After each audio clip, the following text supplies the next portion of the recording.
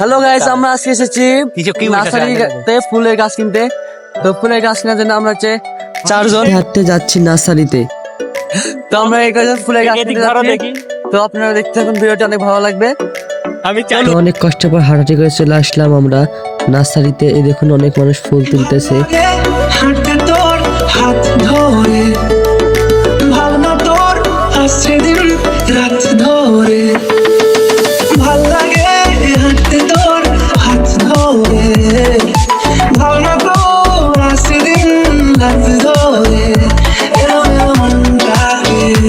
কি করে গে আর রাতে। দেখুন এ পাশে এসে দেখি অনেক অনেক সুন্দর সুন্দর গাঁদা ফুল, কামিনী ফুল বা অনেক রকম ফুল ছিল, যার নাম আমি জানি না, কিন্তু ফুলগুলো দেখতে অনেক ভালো লাগতেছিল।